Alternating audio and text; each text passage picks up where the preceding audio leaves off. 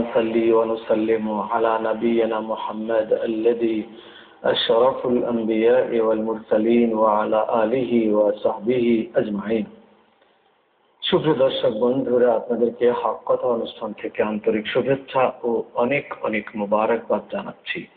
যে যেখানে আছেন আশা করি ভালো আছেন, ভালো থাকবেন এই কামনায় শুরু করছি আমাদের ধারাবাহিক আলোচনা হুব্বে রসুল এবং আদবে রসুল। রসুল পাকের প্রেম আর আদব এই দুটো হচ্ছে ইমানের মূলনীতি, মূল ভিত্তি, মূল শর্ত। আগে কোনটা করতে হবে, পরে কোনটা করতে হবে, কাজের এই ধারাবাহিকতা যদি কারোর ভিতরে মেনে চলার টেন্ডেন্সি না থাকে তাহলে তার সাফল্য কিয়ামত পর্যন্ত হবে না। একটি। দ্বিতীয় হলো যে সে কোনো কাজে করেনি, বুঝতে হবে। এই জন্য কাজের ধারাবাহিকতা ঠিক রাখা, এই জন্যই হচ্ছে মানুষ। তো সেই জন্য আমাদের কোনটি আগে কোনটি পরে তা যদি আমরা না বুঝি আমাদের কাজ হলো মূল্যহীন। এই জন্য আমরা আমলের কথা বলি। আমলের আগে কি? ইখলাস। ইখলাস আর আমল, তার আগে কি? ইমান। ইমান কার উপর প্রতিষ্ঠিত থাকবে? কলেমা, নামাজ, রোজা, হজ, যাকাত, পাঁচটা বুনিয়াদের উপরে মানুষের ইমান। এখন এই পাঁচটা বুনিয়াদ সহ বুনিয়াদ পাঁচটা কার উপরে? সেটা কোনটা আগে? সেটাই হচ্ছে আকীদা, বন্ধন। কিসের সাথে আপনার বন্ধন? ইসলামের সাথে কেমন বন্ধন? আল্লাহর সাথে বন্ধনটা কেমন? রাসূল পাকের সাথে বন্ধনটা কেমন? কোরআন ও হাদিসের সাথে বন্ধনটা কেমন? এই যে রিলেশনশিপ, এইটা কি বলা হয়? আকীদা। এখন আকীদার ক্ষেত্রটি আমরা একেবারেই অমনোযোগী হয়ে পড়ি, উদাসীনতার সাথে আমরা দেখি আকীদা আবার কি? নামাজ পড়বো, রোজা করবো, হজ করবো, যাকাত করবো, ফিনিশ। আবার আকীদা বলতে ওটা কি বোঝায়? এখন রাসূলুল্লাহ সাল্লাল্লাহু আলাইহি ওয়াসাল্লামের প্রেম আর আদব, প্রেম আর আদবের ইজহার অর্থাৎ প্রকাশটা হলো বিভিন্ন ভাবে। কখনো দরুদ শরীফ দিয়ে, কখনো মিলাদ মাহফিল দিয়ে, কখনো দরুদ ও সালাম দিয়ে, কখনো নাত রসুল দিয়ে, কখনো নবী প্রশংসা গাথা গান দিয়ে, নানা রকম করে, কখনো সুন্নতকে পালন করে, এইগুলোর মাধ্যমে ইজহারে মহব্বত বা প্রেমের বিকাশ, প্রেমের বহিঃপ্রকাশ ঘটে। এখন এই প্রেমের বহিঃপ্রকাশ যার কাছে ভালো লাগে না, তার কাছে প্রেমও ভালো লাগে না। মূলটা তার কোথায়? তাহলে বহিঃপ্রকাশ যার নাই, তার আবার মূল কিসে? তো সেই জন্য ইমানেরও মূল হচ্ছে নবী প্রেম এবং নবীজির আদব। এর উপরে আমরা কথা বলতেছিলাম গত কয়েক পর্ব ধরে। আজ আমরা বলবো সূরা হুজুরাত। সূরা হুজুরাতের 920 নম্বর আয়াতে দেখুন, এখানেও আল্লাহ তাআলা বলেছেন, আউযু বিল্লাহি মিনাশ শাইতানির রাজীম, বিসমিল্লাহির রহমানির রহিম, ইয়া আইয়ুহাল্লাযীনা আমানু লা তুকদ্দিমু بين يدي الله ورسوله واتقوا الله إن الله سميع عليم إن الله سميع عليم يا أيها الذين آمنوا لا ترفعوا أصواتكم فوق صوت النبي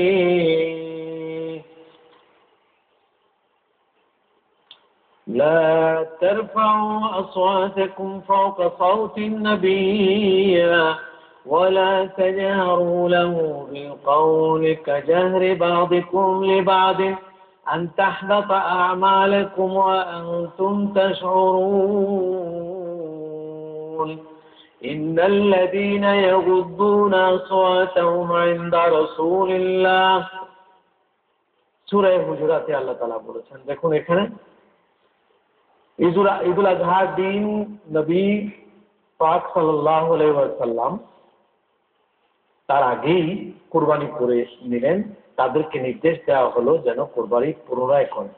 ঈদুল আজহার দিনে রাসূলুল্লাহর আগেই কিছু লোক কুরবানি করে ফেলল এবং তাদেরকে নির্দেশ দেওয়া হলো কোনো কাজ হুজুরের আগে করবে না। হুজুর কুরবানি দেয়নি, তোমরা কুরবানি দিলে কেন? এই জন্য আবার কুরবানি দাও। আবার কুরবানি দেওয়া হলো। হযরত আয়েশা রাদিয়াল্লাহু তাআলা থেকে বর্ণিত আছে, কিছু লোক রমজানের প্রতিদিন পূর্বেই রোজা রাখা আরম্ভ করত। তাদের প্রসঙ্গে আয়াত অবতীর্ণ হয়েছে, পূর্বে ইফতার করতো, পূর্বে রোজা রাখতো বা পূর্বে কোরবানি। এই জন্য আল্লাহ তাআলা বললেন, লা তুকদ্দিমু বাইনা ইয়াদাইল্লাহি ওয়া রাসূলিহি ওয়াত্তাকুল্লাহ। আল্লাহকে ভয় করো। তার অর্থ কি? রাসূলুল্লাহর আগে কোনো কাজ করবা না, রাসূলুল্লাহর আগে যাবা না, রাসূলুল্লাহর আগে কথা বলবা না, রাসূলের পাক সাল্লাল্লাহু আলাইহি ওয়াসাল্লামের আগে কুরবানি করবা না, হুজুরের আগে রোজা রাখবা না। এই আদব শিক্ষা দেওয়া হচ্ছে। সমস্ত ইবাদত আল্লাহ হুকুম দেন, রাসূলুল্লাহ শিক্ষা দেন। আর আল্লাহ ইবাদতের হুকুম দেন, রাসূল শিক্ষা দেন, আর আল্লাহ রাসূলের আদব শিক্ষা দেন।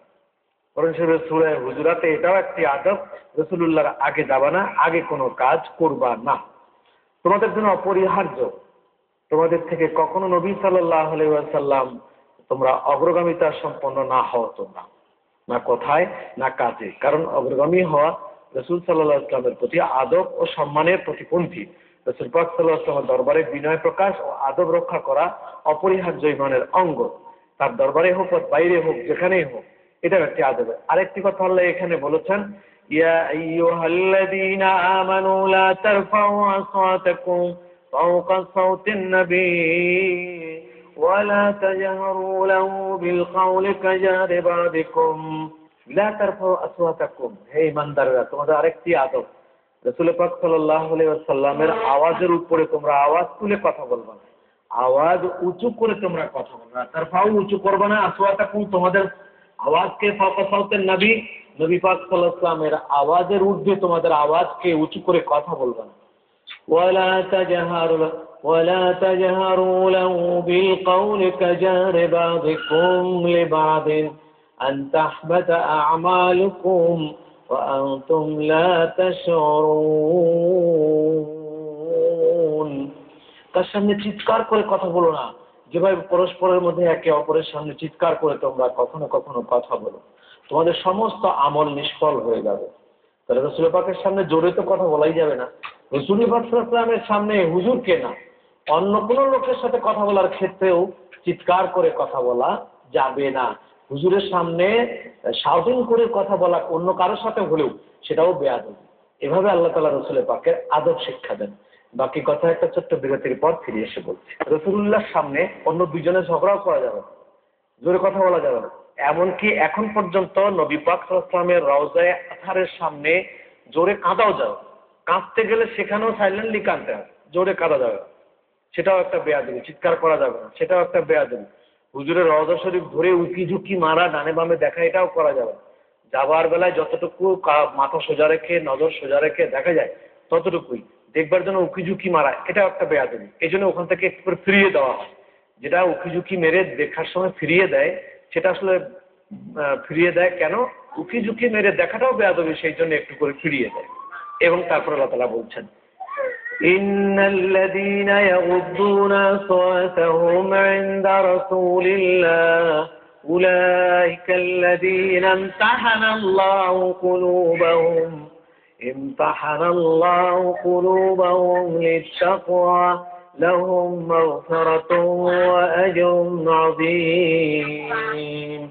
নিশ্চয়ই ওই সমস্ত লোক যারা আপন কণ্ঠস্বরকে নিচু রাখে আল্লাহ রাসূলের কাছে, তারা হচ্ছে ওইসব লোক যাদের অন্তরকে আল্লাহ তাআলা খোদাভীরুতার জন্য পরীক্ষা করে দিয়েছেন, তাদের জন্য ক্ষমা ও মহা পুরস্কার অপেক্ষা করছে। ইন্নাল্লাযীনা ইউনাদুনাকা মিন ওয়ারাই হুজুরাত আকসারুহুম লা ইয়াকিলুন। আবু বকর সিদ্দিক রাদিয়াল্লাহু তাআলা আনহু, হযরত ওমর ফারুক রাদিয়াল্লাহু তাআলা আনহুমা কোন কোন সাহাবী অত্যন্ত সতর্কতা অবলম্বন করাকে নিজেদের জন্য অপরিহার্য করে নিলেন। যেদিন থেকে এই আয়াত নাজিল হলো সেদিন থেকে সিদ্দিক আকবর এত ছোট করে কথা বলতেন যে তার কানের কাছে হুজুর সাল্লাল্লাহু আলাইহি সাল্লাম তার মুখের কাছে কান নিয়ে শুনতে হতো তিনি কি বলছেন। এত আস্তে করে কথা বলা শুরু করলেন। আবার আল্লাহ তাআলা বলছেন, যারা আল্লাহ নবীর সামনে আওয়াজকে ছোট করে, আল্লাহ নবীর সামনে নজরকে নিচু করে, মাথাকে নিচু করে, সেটা টান করে দাঁড়ায় না, কারোর সাথে ঝগড়া করে না, এই সমস্ত লোকদের জন্য আল্লাহ মহা ক্ষমা এবং দয়া, আল্লাহর ক্ষমা ও দয়া তাদের জন্য অপেক্ষা করছে, যে আল্লাহ তাআলা তাদেরকে দয়া করবেন, ক্ষমা করবেন। আদব সম্মানার্থে আল্লাহ তাআলা এই আয়াতগুলো বলেছেন। আবার আল্লাহ তাআলা রাসূল পাক সাল্লাল্লাহু আলাইহি ওয়াসাল্লামকে আরেকটি বিষয় এখানে হুজুর সাল্লাল্লাহু আলাইহি ওয়াসাল্লামকে সচেতন করে দিয়েছেন। ইয়া আইয়ুহাল্লাযীনা আমানু ইন জাআকুম ফাসিকুম বিনাবাইন ফাতাবায়ানু فتبينوا أن تصيبوا قوما بجهالة فتصبحوا على ما فعلتم نادمين। যদি কোনো ফাসিক তোমাদের কাছে কোনো সংবাদ নিয়ে আসে, তবে যাচাই বাছাই না করে কাউকে কিছু সিদ্ধান্ত দিও না। যাচাই করে নাও, যাতে কোথাও কোনো সম্প্রদায়কে অযথা বিনা কারণে কষ্ট দেওয়া না হয়। আপন কৃতকর্মের জন্য পরে অনুশোচনা করতে থাকবে। এই জন্য ফাসিকদের কথা, কেউ কারোর কথা শুনেই না। বাদ আজান্নে ইসম, একজন এসে কিছু বললো আর খারাপ ধারণা করা, এটাও কবিরা গুনাহ। যেমন ব্যভিচার কবিরা গুনাহ, যেমন চুরি কবিরা গুনাহ, মিথ্যা কবিরা গুনাহ, সুদ ঘুষ কবিরা গুনাহ, মাদকদ্রব্য কবিরা গুনাহ। ঠিক তেমনি কেউ কিছু এসে বলল আর অমনি সিদ্ধান্ত নিয়ে নিলাম এটা করতে হবে, খারাপ ধারণা করতে হবে কারো কথার উপরে, এটা কিন্তু কবিরা গুনাহ। কাফা বিল মারই আন ইউহাদ্দিসা কাযিবা, শুনলো, শুনে অমনি বলে দিল, এটা মিথ্যা কথা বলার জন্য যথেষ্ট।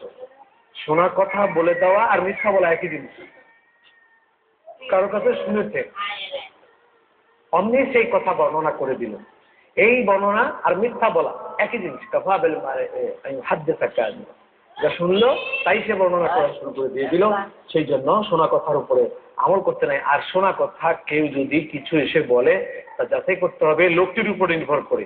এই লোকটি যদি ফাসিক হয়, গুনাহগার হয়, তাহলে তার কথার উপরে বিশ্বাস করে একজন মুমিনের বিরুদ্ধে কোনো ডিসিশন নেওয়া যাবে না, যতক্ষণ তা যাচাই বাছাই করা না হয়।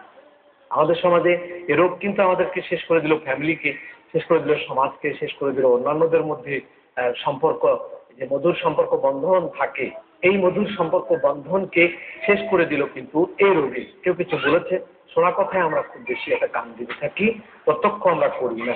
সেই জন্য আল্লাহ তাআলা বলেছেন যে কাফের ফাসিক যদি কোনো কথা বলে সেটাকে যাচাই বাছাই করতে হবে।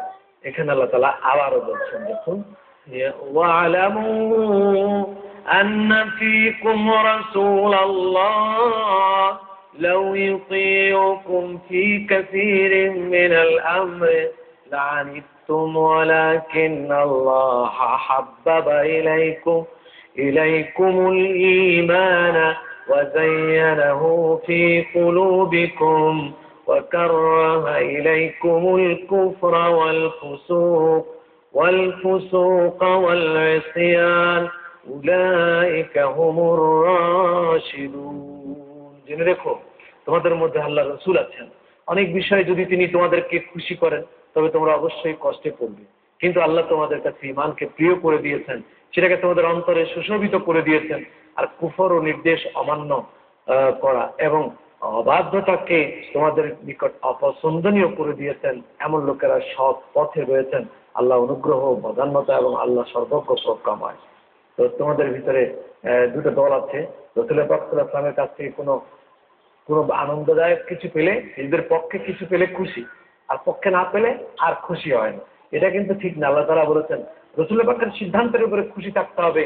সেটা আমার পক্ষে গেল না বিপক্ষে গেল, ওটা দেখবার বিষয় না।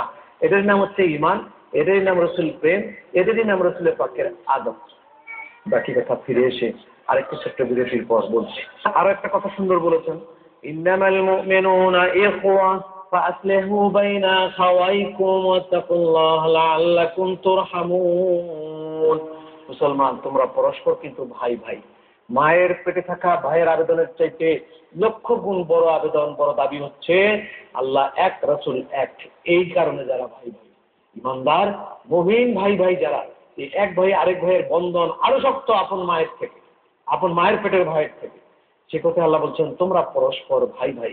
ভ্রাতৃত্ব তোমরা রক্ষা করবা, প্রয়োজন বোধে সন্ধি করবা। যদি কোনো কারণে ইখতিলাফ হয়েই যায়, মতনৈক্য হয়ে যায়, সেক্ষেত্রে সন্ধি করে নিবা। আল্লাহকে এইসব ক্ষেত্রে তোমরা ভয় করো। আবার আল্লাহ বলেন, ইয়া আইয়ুহাল্লাযীনা আমানু ইসতানিবু ইয়া আইয়ুহাল্লাযীনা আমানু ইসতানিবু কাসীরাম মিনাজ-যন্নি ইন্না বা'দাজ-যন্নি ইসমুন ওয়ালা তাজাসসু ওয়ালা ইয়াগতাব বা'দুকুম বা'দা আইয়ুহিব্বু আহাদুকুম আন ইয়াকুলা লাহমা আখিহি মাইতান ফাকারিহতুমুহু ওয়াত্তাকুল্লাহা ইন্নাল্লাহা তাওয়াবুর রহিম। অনুমান করা পাপ, হয়তো এটা বলেছে এরকম গুনাহ, কারো সম্বন্ধে কারো বাজে ধারণা, অনুমান সূচক ধারণা যদি হয়, অনুমান ভিত্তিক ধারণা এটা মহাপাপের অন্তর্গত। এরকম দোষ তালাশ তোমরা কেউ কারো করবা না। ওয়ালা তাজাসসু, একজন আরেকজনের পিছে তোমরা লেগে থাকো না, দোষ তালাশ করো না। জন্যে খায়ের, ভালো ভালো ধারণা একজনের প্রতি আরেকজন রাখবা। ওয়ালা ইয়াগতাব বা'দুকুম বা'দা, কেউ কারো গীবত তোমরা করবা না। আইয়ুহিব্বু আহাদুকুম আইয়াকুলা লাহমা আখিহি মাইতান ফাকারিহতুমু, তোমরা কি একজনের ভাই মারা গেছে, মরা ভাইয়ের গোশত কি আরেকজন তোমরা খেতে চাইবে, পছন্দ করবে? নিশ্চয়ই না। কারিহতুমু, তোমরা সেটা পছন্দ করবা না। সুতরাং সেই জন্য তোমরা একজনের গীবত আরেকজনের কাছে করবা না। এই গীবত, মরা ভাইয়ের গোশত খাওয়ার মতো অপরাধ হচ্ছে এই গীবত। রাসূলুল্লাহ সাল্লাল্লাহু আলাইহি সাল্লামের আদব আল্লাহ তাআলা শিক্ষা দিচ্ছেন, হুজুরের মর্তবা এত বেশি আল্লাহ তাআলা দিয়েছেন। দেখুন হুজুর সাল্লাল্লাহু আলাইহি ওয়াসাল্লাম হাদিস শরীফ দেখুন, মিশকাত শরীফে কিতাবুর রুইয়া বাবুল কিয়াম, আর এখানে বাবু ফাদাইল সাইয়্যিদুল মুরসালিন সাল্লাল্লাহু আলাইহি ওয়াসাল্লাম আলাইহি, হুজুর সাল্লাল্লাহু আলাইহি ওয়াসাল্লামের ফজিলতের একটা বাবই আলাদা। হাদিস শরীফে, মিশকাত শরীফ, বাবুল কিয়াম, দাঁড়ানো যে যাবে, দাঁড়াতে হবে, কোথায় দাঁড়ানো যাবে কোথায় দাঁড়ানো যাবে না তার আলাদা চ্যাপ্টার আছে এখানে। আর দাঁড়াইলেই বেদাত। হুজুর সাল্লাল্লাহু আলাইহি ওয়াসাল্লাম, আমরা কাকে ভালোবাসি, কার ভালোবাসা প্রকাশ করি, কার ভালোবাসা প্রকাশ করতে গিয়ে আমরা দরুদ ও সালাতু সালাম পাঠ করি, সেটা একবার একটু দেখা দরকার কিনা বলুন। এই যে এখানে আল্লাহ তাআলা বলছেন, আল্লাহ হাবিব বলছেন, আন আবি হুরায়রা রাদিয়াল্লাহু তাআলা আনহু আন্নাহু قال قال رسول الله صلى الله عليه وسلم انا سيد ولد آدم يوم القيامة وأول من ينشق عنه القبور وأول شافع وأول مشفع। আমি সর্বপ্রথম, রাসূলুল্লাহ সাল্লাল্লাহু আলাইহি ওয়াসাল্লাম বলছেন, হযরত আবী হুরায়রা রাদিয়াল্লাহু তাআলা আনহু রিওয়ায়াত করে বলছেন, হুজুর বলছেন, আনা সাইয়্যিদু উলদে আদম ইয়াউমুল কিয়ামা, কিয়ামতের দিন যত বনি আদম সকলের সর্দার আমি থাকব। তারপর আউয়ালু মান ইয়ানশাক্কা আনহুল কুবুর, কিয়ামতের ময়দানে কবর থেকে সর্বপ্রথম আমি উঠব, আল্লাহ তাআলা আমাকে তুলবেন সর্বপ্রথম। হুজুর সাল্লাল্লাহু আলাইহি ওয়াসাল্লাম কে আল্লাহ সর্বপ্রথম ডেকে তুলবেন দোস্তের ডাকে, কুমকুম ইয়া হাবিবি কাম তানামি, কত ঘুমাবেন, উঠেন। তারপর ওয়া আউয়ালু শাফিঈন ওয়া আউয়ালু মুশাফফাঈন, সর্বপ্রথম আমি শাফাত করার সুযোগ পাবো, আমি শাফাত করব, আমি সর্বপ্রথম শাফাত করব। তাহলে আল্লাহ রসুলের প্রশংসা আল্লাহ এভাবে কোরআন শরীফে করেছেন, রসুল তার পরিচয় এভাবে দিয়েছেন।